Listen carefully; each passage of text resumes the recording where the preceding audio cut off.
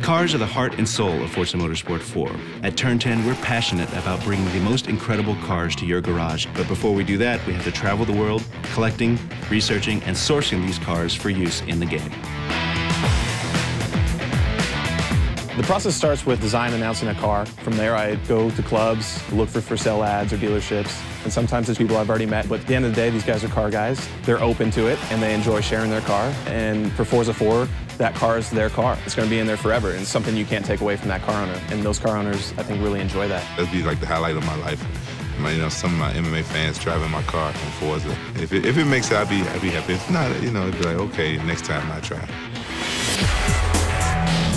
Each method of acquiring reference for a car has different advantages and disadvantages. Scanning is nice because we know it's correct. We know the shape is accurate. The manufacturer that we have to approve it with knows the shape is accurate. When we scan a car, we're getting data on the inside and the outside of the car that's accurate to 12 thousandths of an inch of every surface that we capture.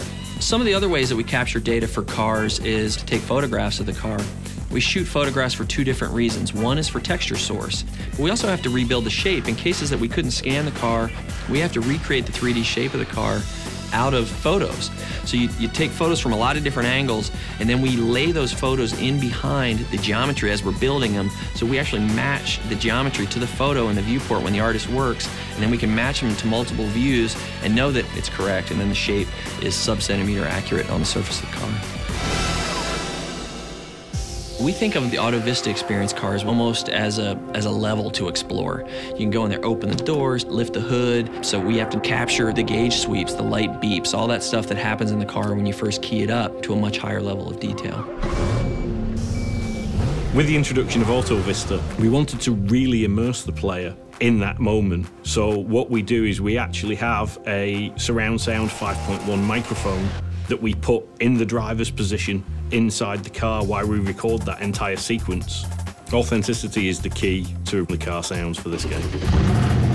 If you just sit there and rev a car in neutral, the engine, it sounds okay, but it doesn't sound like it does when it's under load, when it's being stressed. So we actually strap a car to a dynamometer, which is a way to measure horsepower, but what it does is it simulates in a static environment the engine being under load. So we run the car through the gears and we get a very accurate sound that way.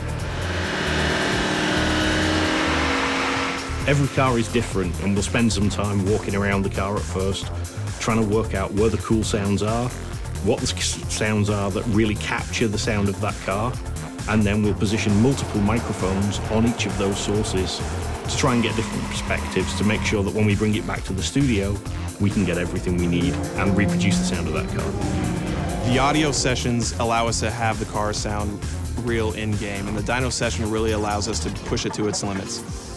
Car sourcing is crucial for every car in the game.